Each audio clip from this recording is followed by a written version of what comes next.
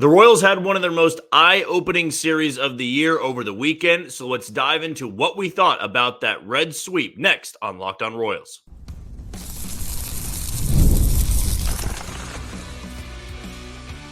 You are Locked On Royals, your daily Kansas City Royals podcast, part of the Locked On Podcast Network, your team every day. You are tuned into another edition of Locked On Royals on the Locked On Podcast Network. As always, I'm your host, Jack Johnson, and you can find me on Twitter or X at JohnnyJ_15. That's at JOHNYJ_15. You also can catch us on wherever you get your podcasts. That can be Spotify, Apple Podcast, Amazon Music, Google Podcast. We're on Odyssey, and we're on YouTube. Just be sure to hit that follow button and subscribe. If you're a first-time listener and you want to know a little bit more about me and this show, I am based here in Kansas City. I work at Sports Radio 810 WHB, doing some hosting, some co-hosting, and some producing from the day-to-day. But when it comes to this podcast, when you click on this link, you know that you're going to be getting 30 straight minutes of Royals baseball. Today's show is brought to you by PrizePicks, the easiest and most exciting way to play daily fantasy sports. Go to prizepicks.com/LockedOnMLB and use code all lowercase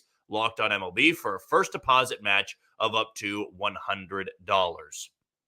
Well, as I'm doing this episode, I thought back to Friday and what I was getting ready to prepare myself with for the Royals and Red series, what I thought that series was going to look like, and maybe most importantly for this episode, what did I think we were going to be talking about on Monday? Would it be disastrous? Would we be talking about a sweep and how you can pull yourself up from this? Would we be talking about the wild card race and where the Royals stand now? Would I be talking about the starting pitching going on fumes or the offense starting to struggle a little bit? I had in my mind, if I'm being honest with you, some worst case talking points because of the way Cincinnati had been playing, because of how I thought that series matched up, which I'll be quite honest with you, I didn't think the Royals matched up that well with the three pitching matchups. You know, you had Nick Martinez, who had been fantastic going into that game on Friday against Michael Lorenzen in a pitcher's ballpark. And Michael Lorenzen can give up his fair share of home runs. Nick Martinez had an ERA sub .5 over the last 7 games. Yes, a mixture of starting and pitching out of the bullpen. Then you get to Saturday. I've always liked Nick Lodolo. Now, Nick Lodolo got hurt last year. His numbers weren't phenomenal this year, but still a lefty that can not be a 99 to 100 mile per hour tosser, but somebody that sits decent with the velocity from the left side. I didn't really like that matchup for the Royals, even though Michael Wacha was on the bump. And then on Sunday, Andrew Abbott against Brady Singer. I mean, Brady Singer in that ballpark, I just didn't have the confidence with. And maybe that's on me being a prisoner of the moment of what had happened over the last few weeks against good baseball teams that were competing for a playoff spot, and not having Cole Reagans or Seth Lugo in any of those games. But as I sit here today, all of that was what if, shoulda, woulda, coulda type stuff. The Royals had, in my opinion, their most impressive series of the year. I don't think it really comes that close. You could find, series throughout this year that were impressive in terms of who they had to go up against, how they battled. I mean, I remember that 4-game series in Kansas City against the Guardians, and that to me was maybe the most impressive before this one. But they outscore Cincinnati 28-3.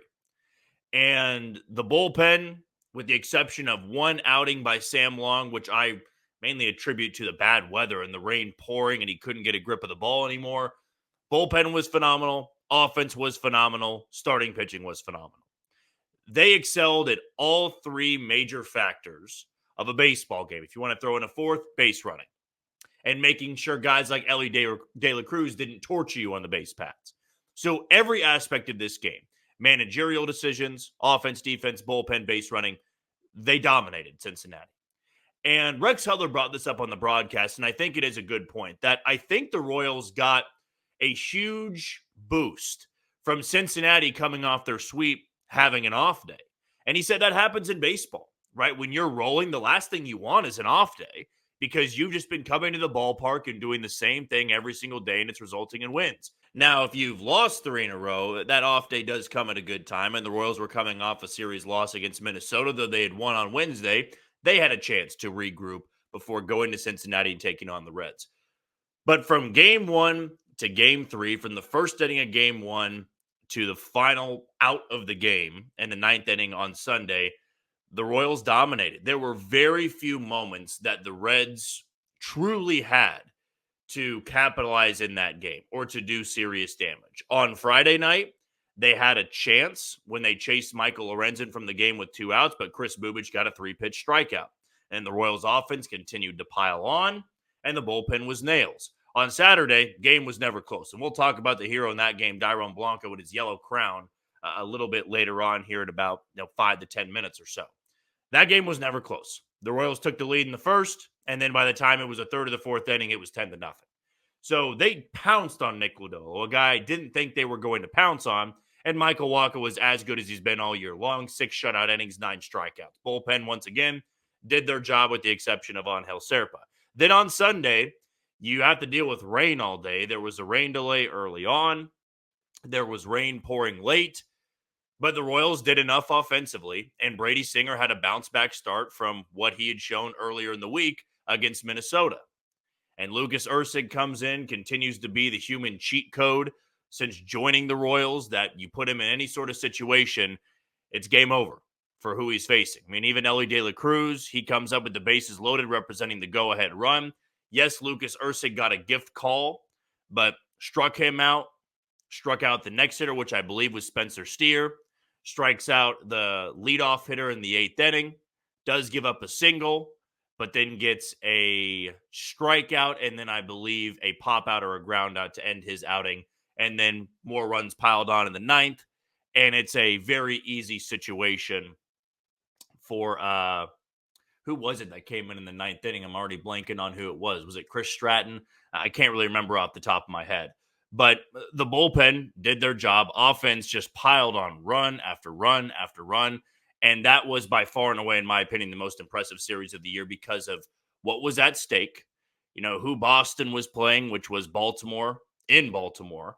And they split that series. Seattle lost their series against Pittsburgh. Cleveland did not play well against Milwaukee. And Minnesota choked away a game on Sunday against the Rangers. So now the Royals sit 3 games back at first place.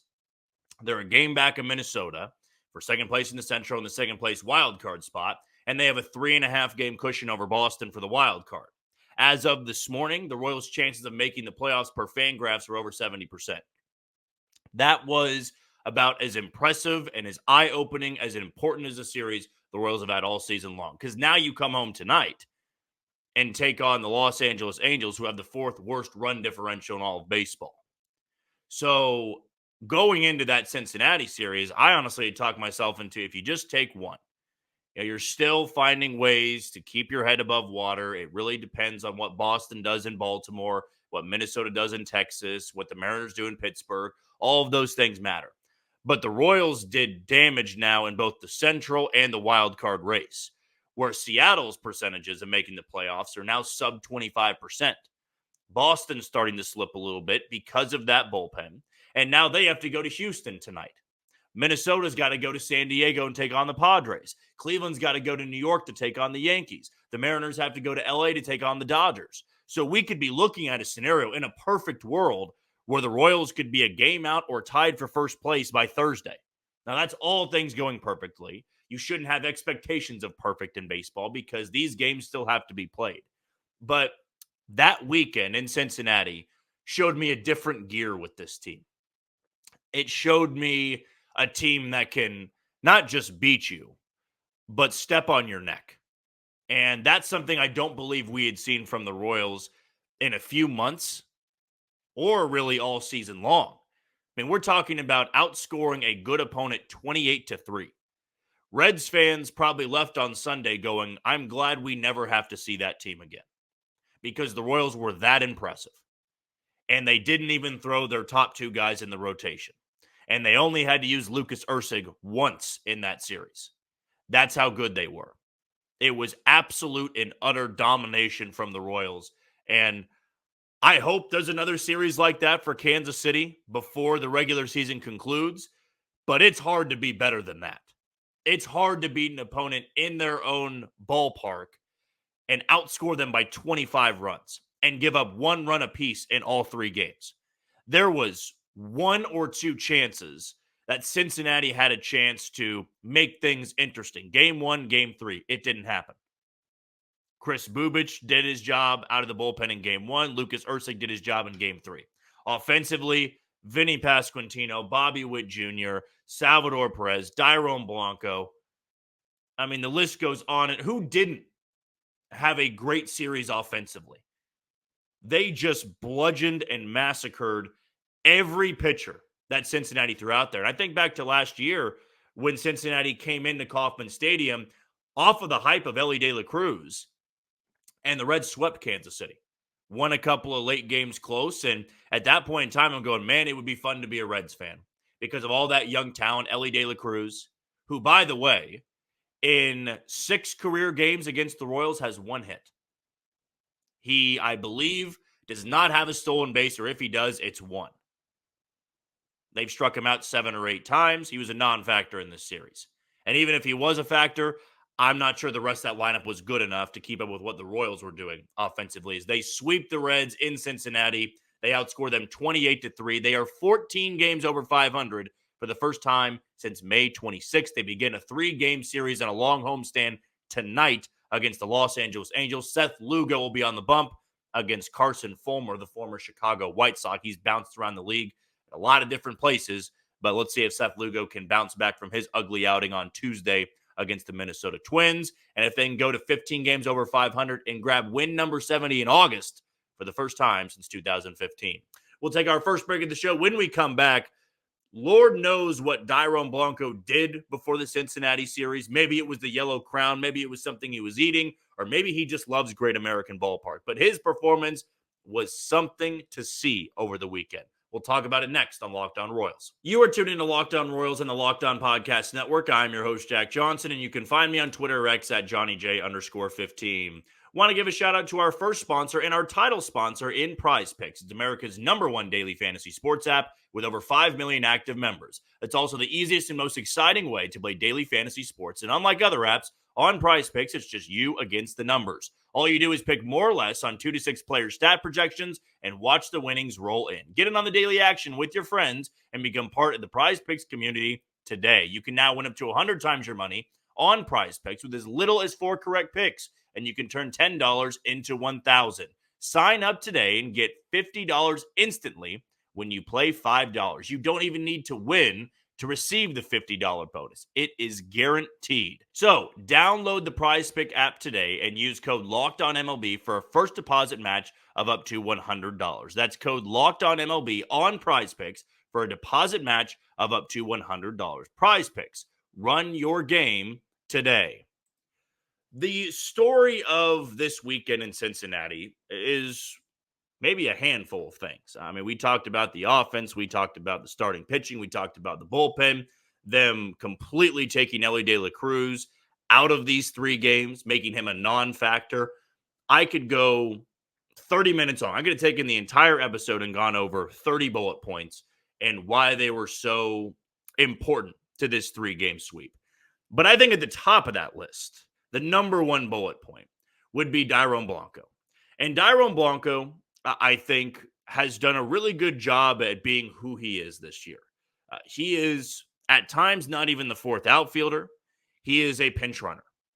And even of late, we haven't seen him come in a lot of dire situations that we used to with Jarrod Dyson and Terrence Gore of, bottom of the 9th inning, 1-run game, leadoff guy gets on, here goes Blanco, we expect you to swipe second base. We haven't seen that really in a few months, and he's not been playing really at all. But he's still been in the dugout. He is a weapon because of his speed.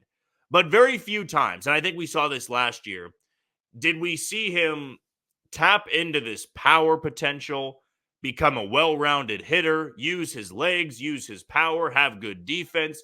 And the 2 games that he played, I thought he was flawless. I mean, you could not have had a more perfect game on Saturday, and I thought he played just as well on Sunday, minus the RBI total, because he had 7 through 4 innings on Saturday.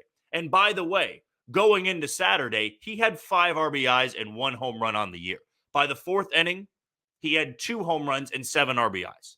That's just the randomness of baseball. You can't put your finger on it. And I would guarantee you that when Cincinnati's pitching coach was going over the scouting report for the weekend, Dairon Blanco was on the bottom of that list. And I would say the bottom because he plays the least amount of games out of anybody on the bench. He plays less than Garrett Hampson. He plays less than Adam Frazier, than Freddie Fermin. He doesn't go into many games. He doesn't start many games unless there's a lefty on the mound. And that, maybe was factored in of, hey, when we throw our lefties, McIntyre and the Royals like to load up their lineup with righties. Garrett Hampson will be in there. Freddie Fermin will be in there. Dairon Blanco. But the fact he goes in there on Saturday, crushes a home run to center field. And I get it's more of a bandbox park. It is a hitter's ballpark. A lot of home runs fly out of the yard, go out of the stadium. It is tailored to benefit those power hitters. And I would also say the guys that don't have much power but can get the ball in the air. So he has his home run that kind of makes you go, wow. I mean, Dairon Blanco, whether he strikes out 3 more times, has an error in the outfield tonight, he's done his job. Because I'm sure that's what he's been told before. Do one thing well tonight. Run the bases well, play defense well, get a hit, and you're good. Because you only play once a week, if that. But then he comes up with the bases loaded and demolishes a middle pitch for a grand slam. And that was the moment I'd imagine a lot of Reds fans are going, okay, we're getting out of here. We're not staying around for this game if their number 9 hole hitter and the guy who has 5 RBIs on the season now has 2 home runs and 7 RBIs. It's not our night. We can leave. But Dairon Blanco to me is such a cool story because of what his path was when the Royals acquired him.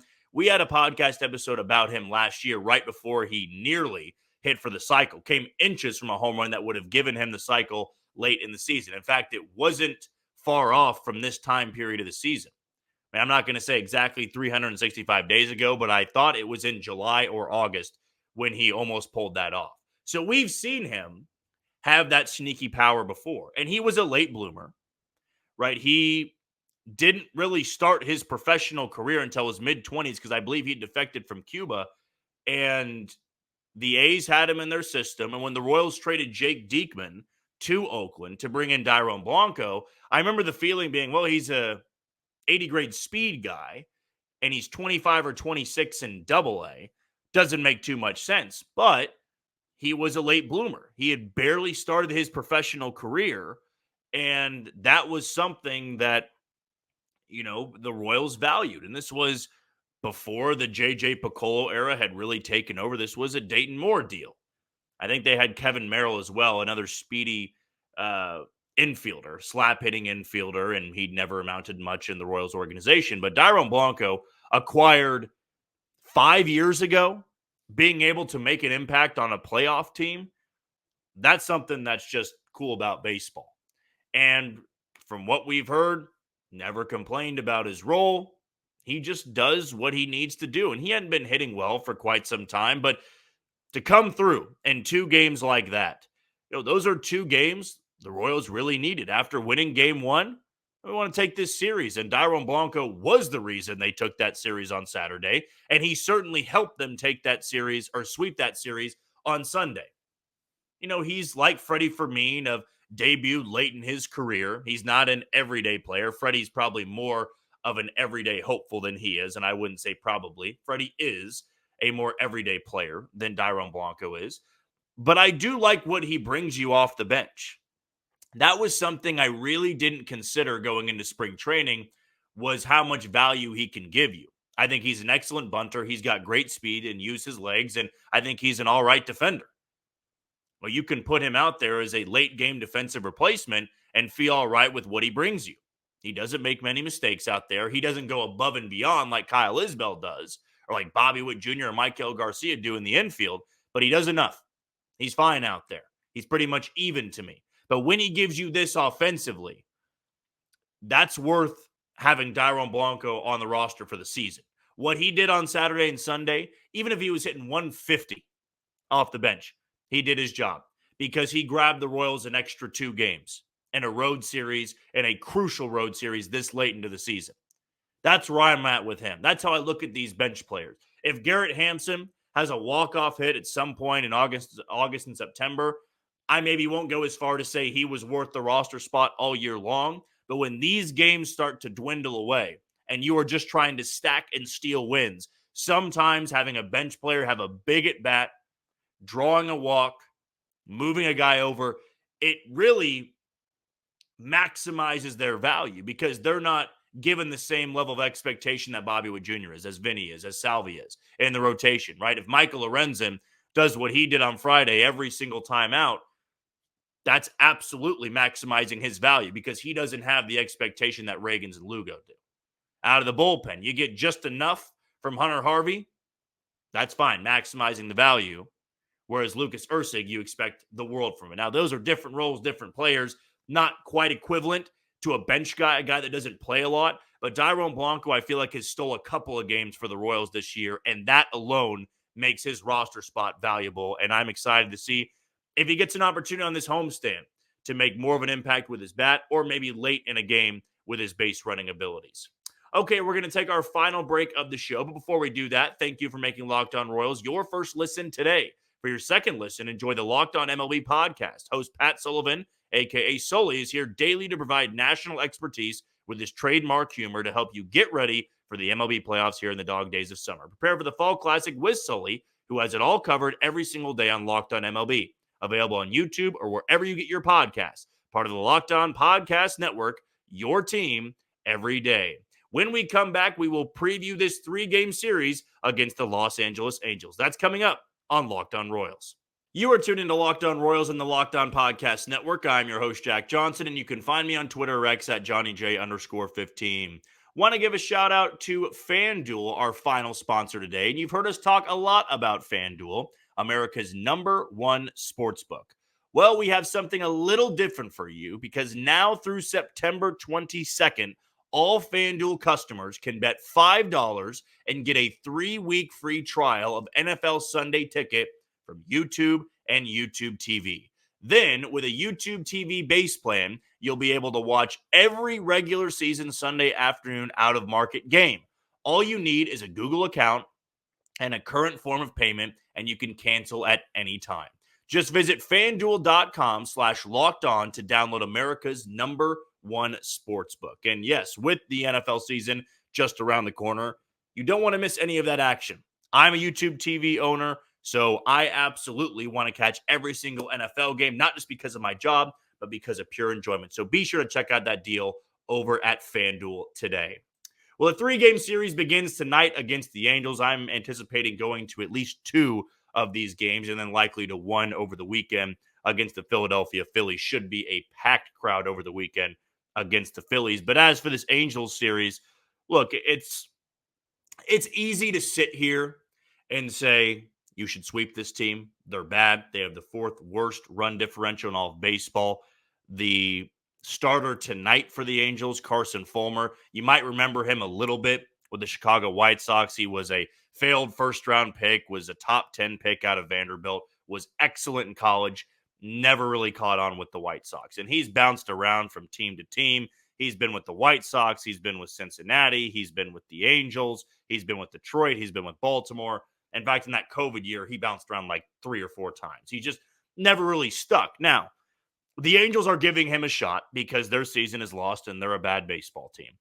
And against the Royals, all they can hope to do is play spoiler. They can help out the Mariners, who they may not want to help out because they're in their division, but they can help out Boston. They can help out Minnesota. They can help out Cleveland. And Carson Fulmer this year has really not been terrible. I think some of the better numbers of his career. He's gotten the chance to start more than a handful of games. Most of them have been out of the bullpen in his 30 appearances this year. But 6 times he's started, and he'll start tonight. And last time out was roughed up against Toronto, but I thought was all right against the Yankees and all right against Colorado. Only gave up 2 runs in 6 innings against the Rockies. And then in New York, gave up only 2 runs in 4 innings against that Yankees lineup in a bandbox type of park that you can really get roughed up on. But he was not great last time out against the Toronto Blue Jays at home, gave up 5 in 3 innings. And over his last 7 games, his ERA is near 5. So, yes, on paper, you've heard me say that so many times in these series matchups or these previews, if you will. They got the advantage they want tonight. Advantageous matchup, as I like to call it. Seth Lugo coming off his rough start against the Twins on Tuesday. You'd like to think at home, where he's been so good this year against a bad lineup, he shouldn't have any issues. And Carson Fulmer going up against the Royals lineup that put up 28 runs in 3 games, maybe not the best matchup for him. And he's coming off a rough start. And Carson Fulmer is not somebody that you look at like Seth Lugo and go, well, he wasn't great last time out. You should expect him to be much better. I mean, this Angels team, no longer with Mike Trout, out for the year, just been battling injuries over the last handful of years. Joe Adell was somebody that did some damage off the Royals in that series in Anaheim. Liked him as a trade prospect for a while, and then he just has since fallen off a cliff. Brandon Drury's another guy you're going to have to worry about. Mickey Moniak's been playing a little bit. Zach Neto is probably the young star that you're going to hear time and time and again with this series. Their shortstop, Logan O'Hoppe, a very good young catcher, but still overall, this is a lineup that just doesn't have a lot of big names. And it was the same way when the Royals faced them in Anaheim. And even though their record is not one of the worst in baseball, it's not a fine record by any means. They're 18 games under 500, but when they lose, they get crushed. They get absolutely blown out, being that they have the 4th worst run differential in baseball. Their rotation, has Tyler Anderson, who the Royals will see on Tuesday night, but the Royals are throwing Cole Reagans. Tyler Anderson was an all-star, great first half, but since then too has, had some bumps along the way, which was anticipated because of how good Tyler Anderson was in the first half. Kind of having a little bit of a Seth Lugo second half, where was so good in the first half, and then the better lineups that he faced just wasn't that good. And against Toronto, Tyler Anderson had one of his worst starts of the season and gave up 7 runs, walked 4 in 5 2/3, but did have a quality start against the Yankees at Yankee Stadium back on August 8th. So that's the matchup for Tuesday, Reagans against Tyler Anderson. If you're thinking about going to that game, probably the best pitching matchup you're going to get, because on Wednesday it'll be Michael Lorenzen for the Royals, and the Angels haven't listed a starter. So we really don't know who's going to take the bump. Maybe it's an opener. That was the same way in Minnesota. There were 2 TBDs on the Twins rotation when the Royals were in Minnesota. And Cincinnati, they had all 3 of their normal starters, but now we're back to the who knows who's going to be starting. And that happens when you're facing a bad team this late in the season. They're going to be trying out different guys. They're going to be getting creative. Sound familiar? Because that's exactly what the Royals did last year, starting a few guys, having an opener, trying to piece together this rotation to close out the season. But like I said, back in segment 1, I think in segment 2 as well, this is as golden of an opportunity as the Royals may get for the rest of the year. Because they're at home, because they're playing the Angels, and because of where the teams that are chasing them and the teams that they are chasing are playing in these next 3 days. The Red Sox will be in Houston against the Astros, and the Astros just swept Boston last weekend at Fenway Park. So Boston, if they don't win this series and the Royals take 2 of 3, they're 5.5 games back with 35 games to go. At that point, not going to say locked up because it's never a sure thing until you actually get that bid, but it's going to be a big uphill battle for the Red Sox. And yes, the Royals will be going through a gauntlet, but they would have given themselves a nice cushion going into that gauntlet of Cleveland, of Minnesota, of the Astros, of the Phillies, of the Yankees, all of those teams. But not only Boston going to Houston is great for the Royals, with the Royals taking on the Angels. The Twins have to go to San Diego and take on the Padres, who, yes, just lost a series to the Rockies in Colorado, but the Padres have been one of the best teams in the second half, and they're at Petco Park, and the Padres are a lineup that you just don't want to run into right now. But Minnesota will be in San Diego starting tonight. So that's a chance for the Royals to leapfrog the Twins for second place in the Central and second place in the wild card. The Guardians, who the Royals are 3 games back of, will be in New York against the Yankees. And Cleveland has been a slumping team in the second half. They had a big final 2 games against the Twins in that series in Cleveland when the Twins were right about to jump them in the Central. But then Cleveland didn't play well against Milwaukee. Now they put themselves in a dire situation going into the Bronx to take on the Yankees. And then lastly, just when you thought that was done, the Mariners are in LA taking on the Dodgers tonight. If the Royals find a way to do exactly what they did in Cincinnati and win 3 in a row against the Angels, have back-to-back sweeps, and be on a 7-game winning streak, I only can dream of what the wild card race will look like and what the central race will look like. In a perfect world, Cleveland gets swept in New York, Minnesota gets swept in San Diego, and the Royals could be tied for first place by Thursday. That's crazy to think about considering where we all thought that division was heading about last week, early last week. It's crazy how many things can change in a 7-day span. The Royals begin their series tonight against the Angels. Seth Lugo against Carson Fulmer. All their other teams that you got to worry about for the playoffs, they got some difficult matchups over these next 3 days. But that's going to do it for another edition of Locked On Royals and the Locked On Podcast Network. I've been your host, Jack Johnson. Thank you for making Locked On Royals your first listen today. Now go check out the Locked On MLB podcast. Prepare for the Fall Classic with Sully, who has it all covered every single day.